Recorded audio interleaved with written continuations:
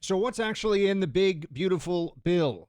We have been told it is big and beautiful, and we've certainly heard a lot from President Trump and the White House about how great it is going to be. Let's dive into some of the specifics, some of the substance here. Steve Myron is with us. He is the chairman of the Council of Economic Advisors to the White House, and he's an economist. He's got a PhD from Harvard, very impressive fellow. Thank you for being with us, sir. Let's just start with this. What are the main takeaways that the general public should have about why this bill is going to be great for the economy? Look, thanks so much for having me. First off, the bill is big and beautiful, and it's going to be great for America. The number one thing that it does is extend the president's historic tax cuts from 2017, tax cuts on families, tax cuts on households, and tax cuts on firms. Now, what those tax cuts did was they created an economic boom in the United States in the first term, President Trump's first economic boom, and they're going to, in the continuation of those tax cuts and the further tax relief for American families and firms that's in the bill, are going to create a boom in President Trump's second term. President Trump's second economic boom. Now, what we do in this bill is, first of all, we keep rates low. We prevent rates from snapping back up like they would if we did nothing. And then we also provide additional tax relief to American families and to American firms that will incentivize increased labor supply because they reward families for working more and by letting them keep more of the money they earn in their pockets. And it'll incentivize increased investment in the American economy by firms because there will be incentives for investing in equipment, investing in factories. And the production of new equipment and new factories increases what economists call the capital stock in the economy. That's equipment that you use to make stuff, factories, and that creates more wages. That creates higher wage growth too. So what the bill does is it keeps tax rates low. It provides further incentives to improve the economy, further tax relief, keeping money in families' pockets week in, week out, providing incentives for firms to do investment, and it'll create an economic boom that'll look just like the first term, the biggest boom the country's ever seen. When you say keep tax rates low, I mean, that sounds great to me. I like low taxes. I know I'm not alone there. But so does that mean that there are individual rates that are going to either stay where they are or be lower? Give me a little more. And for, if you're listening to this and, you own or work at a small business and you got a household income of 150 grand, are you going to feel those tax cuts? How? Yeah, so first of all, if the bill doesn't pass, it's going to be the biggest tax hike in American history because the 2017 tax cuts will go away and tax rates will snap back to what they were in the Obama administration, which was not a tax-friendly environment and not a friendly environment for business and for families because those tax rates were much higher. That's a $4 trillion tax hike if we don't pass the bill, which is part of why it's so important to do it. Now, keeping those tax rates low is good. Extending those tax rates is good, but there's further tax relief that the president has promised also. And part of that is the president's promises of no tax on overtime so that people can work more and get paid for working more without having the government take the money out of their pocket.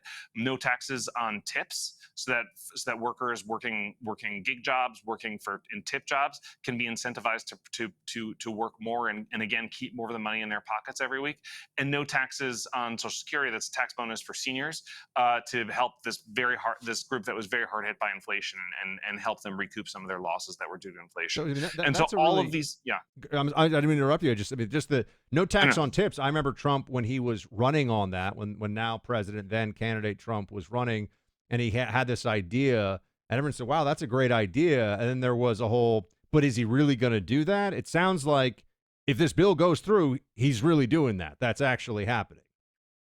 Oh, he's really doing it. He's absolutely doing it. And just as important as the provisions that'll help families, that'll help individuals and individual income taxes are the provisions for businesses. And these are what I was talking about before. Full expensing on equipment investment, full expensing on factory investment. These are things that will get firms to invest more in America. And when you invest more in America, you hire more people. And so if you look at this job, if you look at this big, beautiful bill on the effect on jobs and the economy, we just released a really big paper on this at the Council of Economic Advisors today. If you go to the White House website and you go to the Council of Economic Advisors website, the CEA website, you can see we just put a paper on our website analyzing the one big, beautiful bill, analyzing the effects of all these tax incentives in the economy. And let me just give you the numbers, okay? Because the numbers are incredibly great, and they're going to be an economic boom in this country.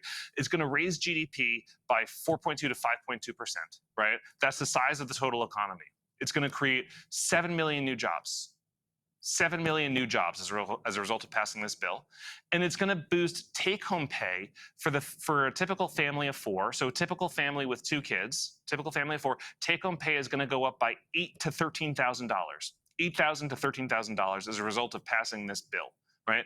And that's a result of keeping the tax rates low, preventing them from snapping back, and from the new tax provisions that incentivize more work on overtime and tips, that incentivize more investment in the country, more equipment, building factories, hiring, expanding, more capital stock, more productive workers. And all those are great things, and they're all going to go into the economy. And this paper lays it out one by one what each provision does.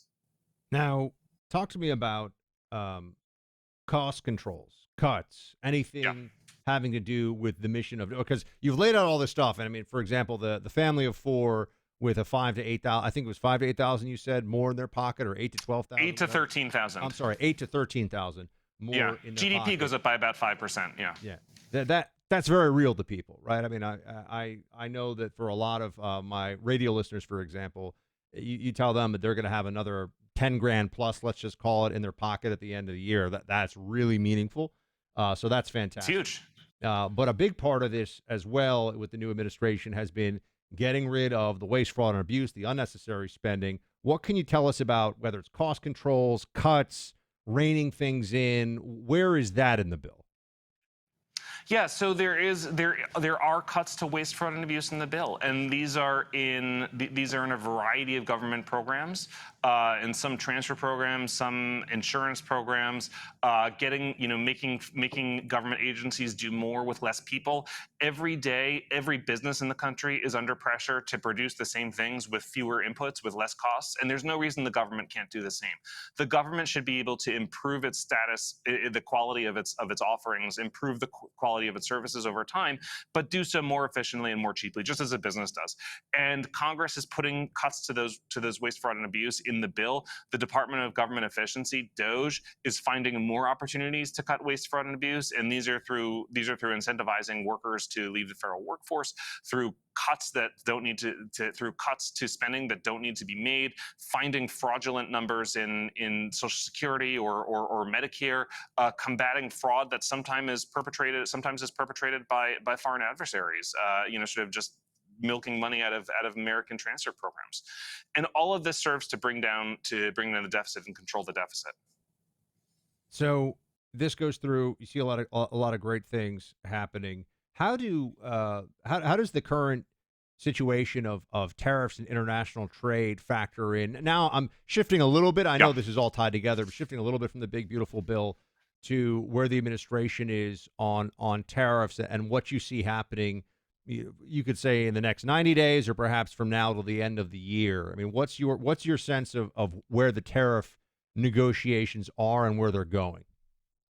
No, I'm glad you are, because look, before I get to thinking about tariff negotiations, let me just emphasize something, which is that you're bringing up, that all of these deficit reduction things are tied together, but they get left out of the conversation by a lot of analysts and a lot of the media, because they don't enter into the scoring process by the Congressional Budget Office. When the Congressional Budget Office looks at how much the one big beautiful bill is going to cost, they do so with a very narrow lens, and they ignore a number of things that are going to bring the deficit down materially. And tariffs are part of that. But let me just walk you through the rest of it. So it's going to create huge amounts of economic growth through what I was talking about before, right? That economic growth delivers more revenues, because as people have more income and companies have more income, they pay more income tax and more corporate tax. That's going to boost revenues by about a percentage point of GDP if we get growth to 3%. So that'll take a point off the deficit, right? Number 2 is tariffs that you just brought up. Tariffs are quite likely going to bring in hundreds of billions of dollars of revenue every year if we keep tariff rates where they are now. That shaves another point off the deficit. Another one is interest expense. because our policies push out the supply side of the economy, because they get workers to be willing to work more, because they keep more of their wages, because firms invest in more capital stock, they invest in more factories, more equipment, that pushes out the supply side of the economy, which, by the way, our deregulation efforts help also, because deregulation allows firms to just do what they want to do to sell into the market without begging permission from Washington. Firms should just be able to provide to meet consumer demand. And that helps control price pressures. So as we bring price pressures down, as we continue slaying the lingering Bidenflation price pressures, interest rates will come down too. And if interest rates on federal debt come down to where they were right before COVID struck, it'll shave another point, quite more than a point actually, off of the deficit. And then there's cuts to waste, fraud, and abuse that you mentioned before.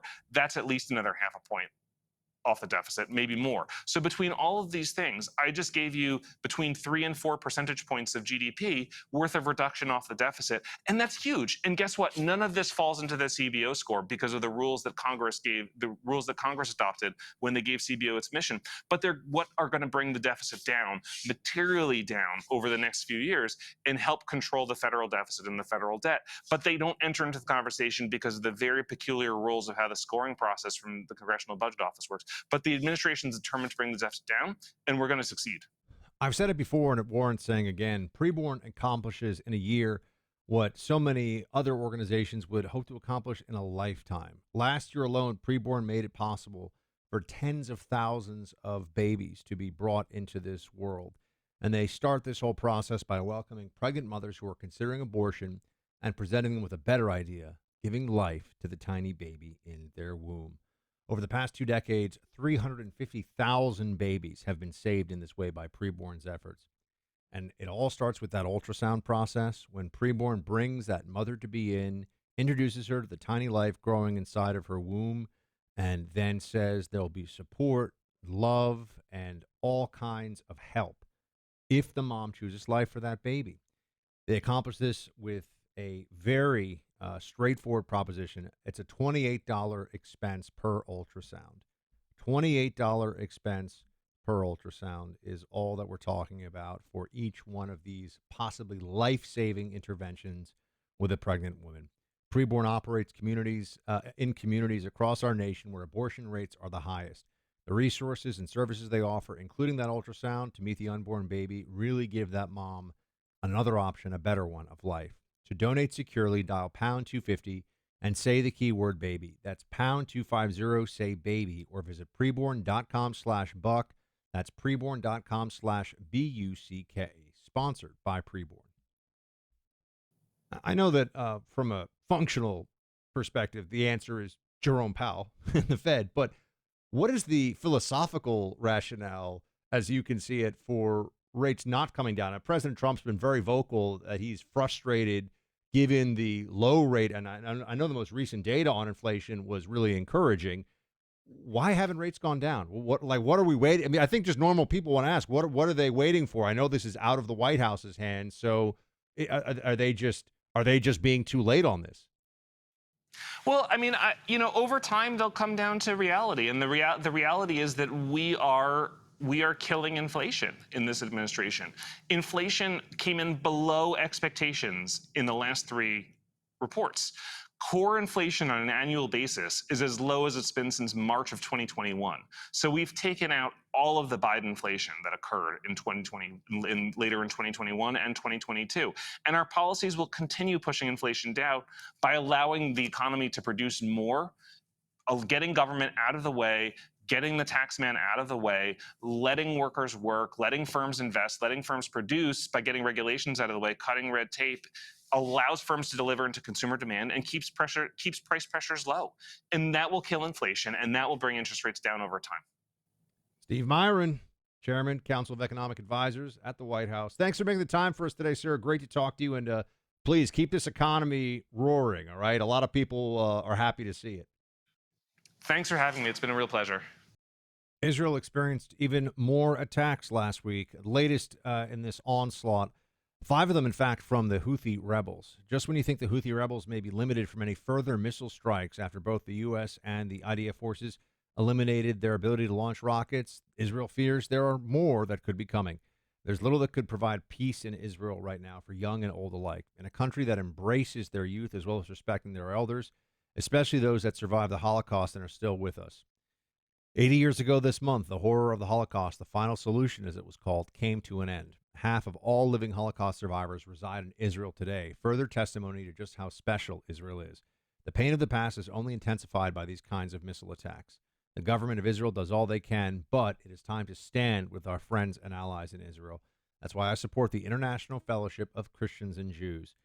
The fellowship provides a lifeline in the form of hot meals and boxes full of healthy food. And for only $25, you can help provide a food box. In fact, you can do even better than that. $335 provides hot meals for an entire year.